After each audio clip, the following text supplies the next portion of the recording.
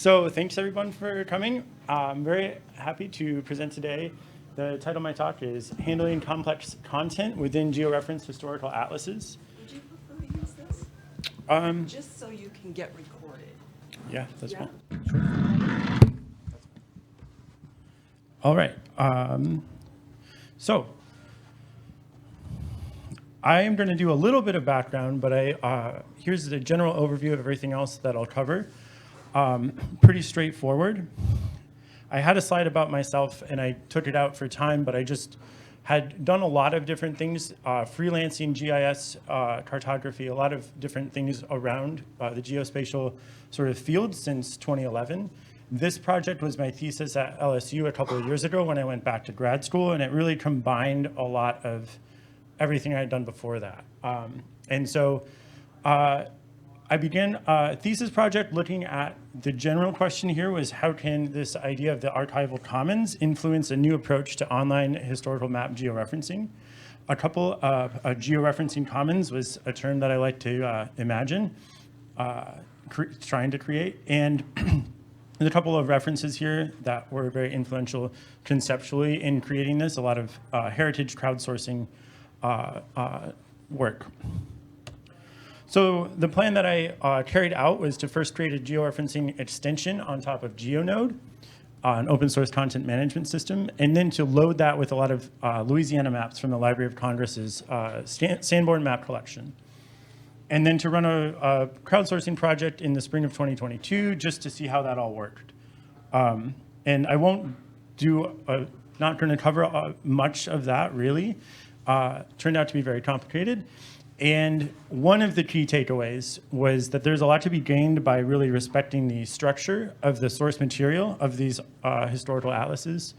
So that's what I'm going to be talking about today, that kind of specific part of how that's shaped the whole setup.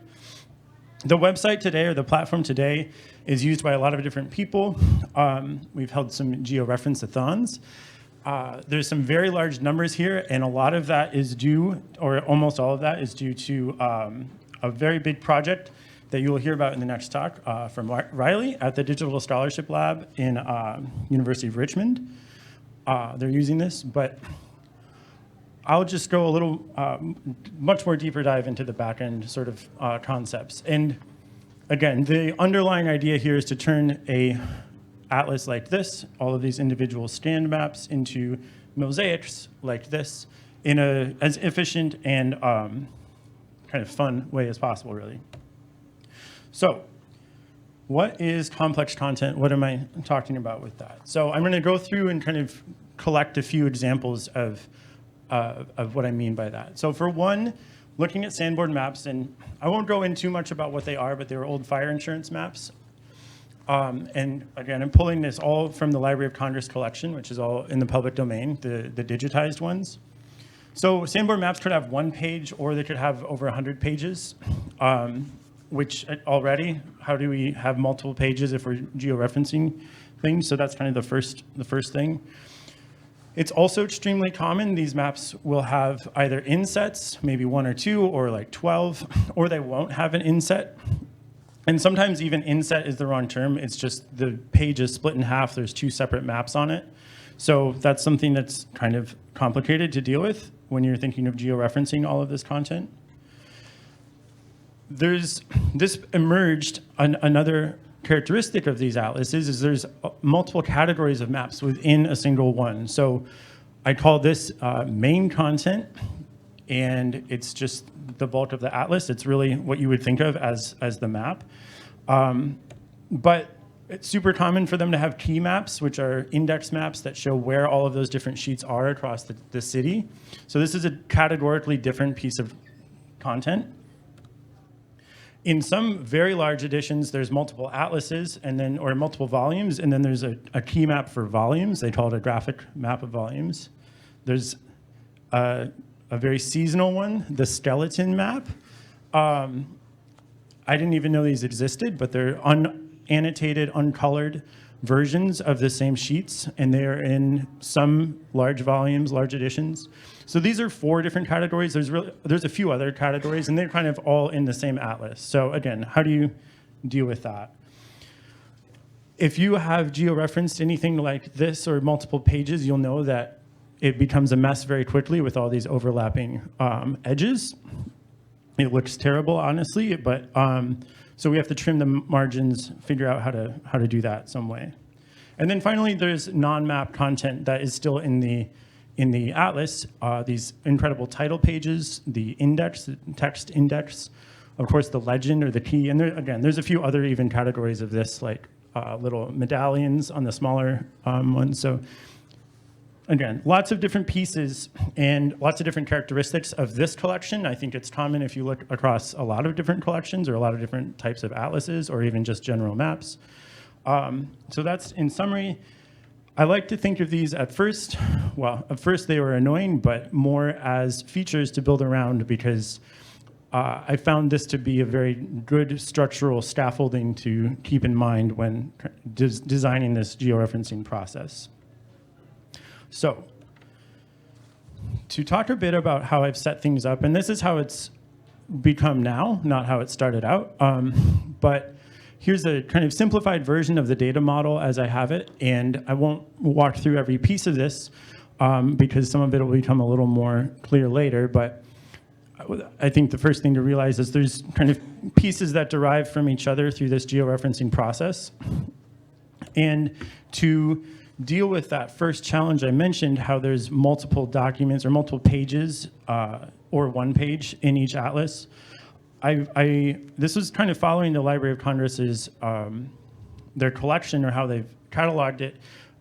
It's kind of moving the level of abstraction up from the document, like the individual page, up to the catalog level of the map.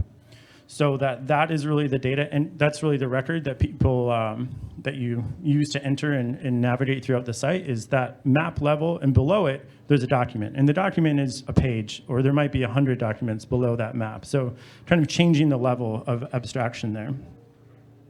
And normalizing the idea of having multi-page atlases. So now we'll get a little more into the workflow that handles those other complications. Here's an example of the New Iberia, 1885. It's just 3 pages. So the first step in this process that I had developed is this idea of a preparation step. And this is where you handle those multiple insets or no insets. If there isn't anything, you just don't split it. But this is a interface that I built for this. I wanted it to be as simple as possible, this first step, this preparation step. And in this example, it's like taking scissors and cutting a page into 3 pieces. This handles that concept of, well, there might be multiple maps on the same page. And so splitting them out into what I called regions or sections maybe. So we have 5 then of these different pieces, and then each one gets georeferenced individually. If you have georeferenced something before, then this interface is pretty familiar. You're just creating control points from the left side to the right side. I won't talk too much more about this interface, but it's like most of them. And you end up then with these 5 layers, each one being georeferenced from one of those sections. And then there's this final step, which is kind of it's very simple, but you can classify layers into different groups and then have this final idea of layer sets. Again, sensible defaults make this super easy. Everything is by default just in that main content category, but as I'm showing here, you could set this key map aside into a separate category or a separate layer set called key map. So putting all of that together just to kind of show the flow of how one, again, very small volume gets split up and then georeferenced and then kind of reconstituted into these layer sets. Again, imagine expanding this with 100 pages. That has been done many times at this point on the site. So now I'll talk a little more about this idea of layer sets, and I came to it later, and it's been extremely useful. It normalizes the idea of having as many categories of content as you want within an atlas, and at first I just had main map, and then you could click a button and say, this is the key map. And that was good until there were actually two pages for a key map. And I was like, oh, that won't work. And then I found the skeleton maps and, became more complicated. So it's abstracted that to being just a whole set of categories that you can choose from.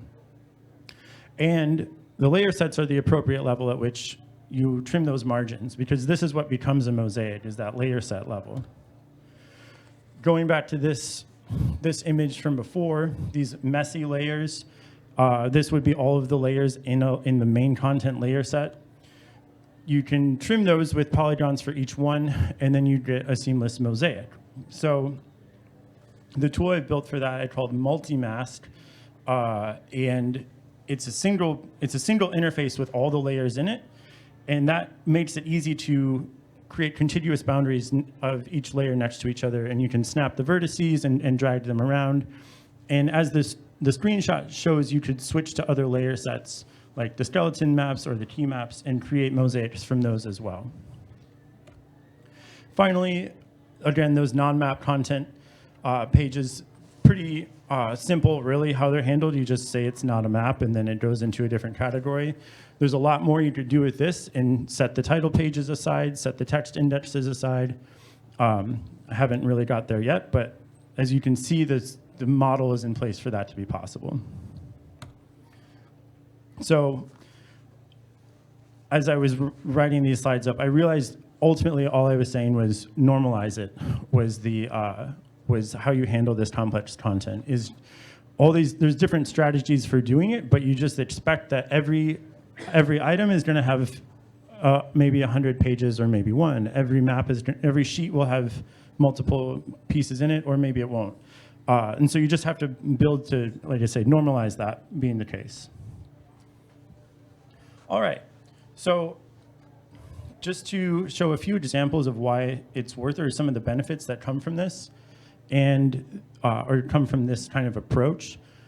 These are some. There's a lot more, I think you could probably imagine others that I haven't even thought of. In the mouse.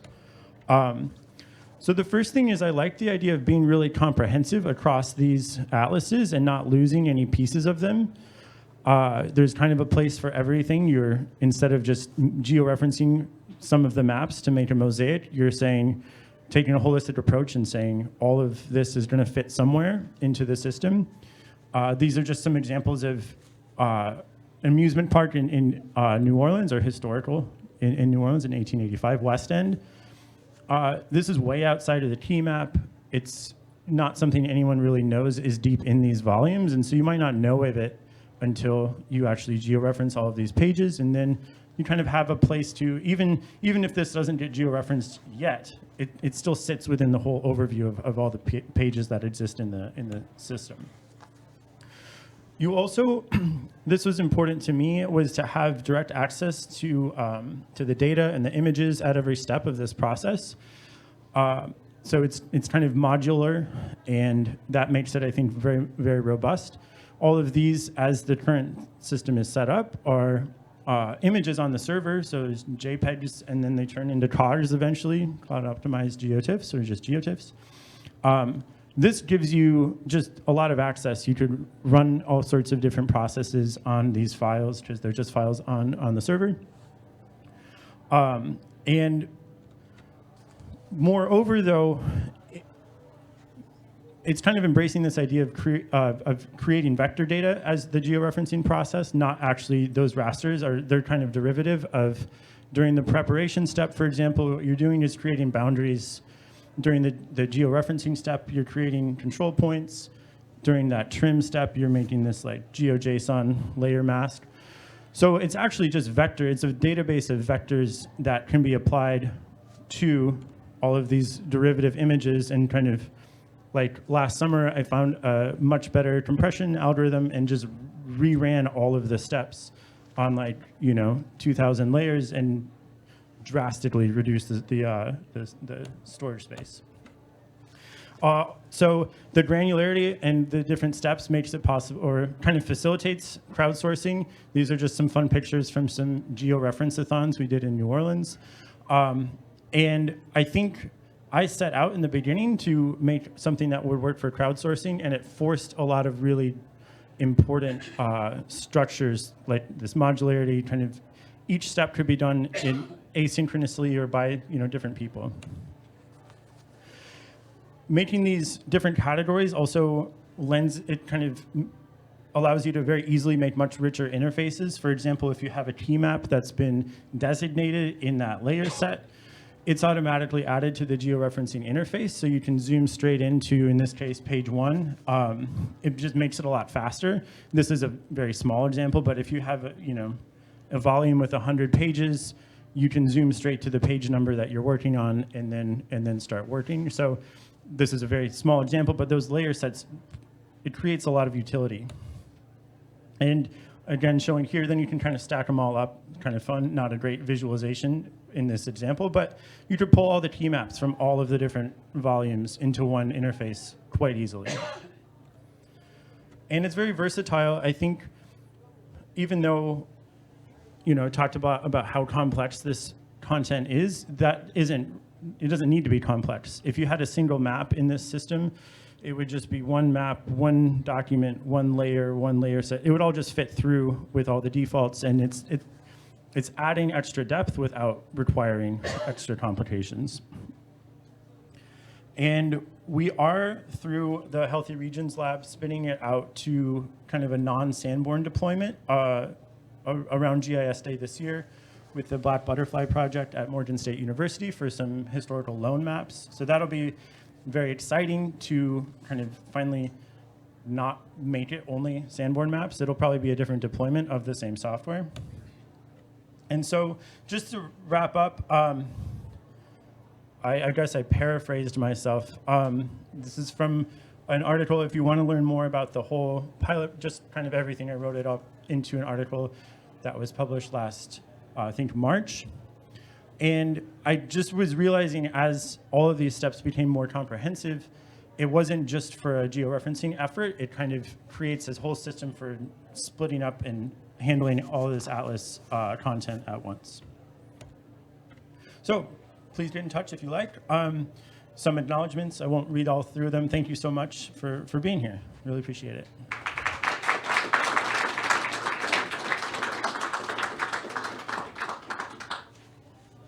While Raleigh's setting up, we'll probably take one question. What did you use for making that interface? Repeat the question. Yeah, he asked, what did I use for making the interface? The website is a Django application, and all of the front end is built with, almost all the front end is built with Svelte, and OpenLayers is the mapping library. Yeah, lots of other details too. I'm happy to talk to you later. Yeah. All right. Thank you, Adam.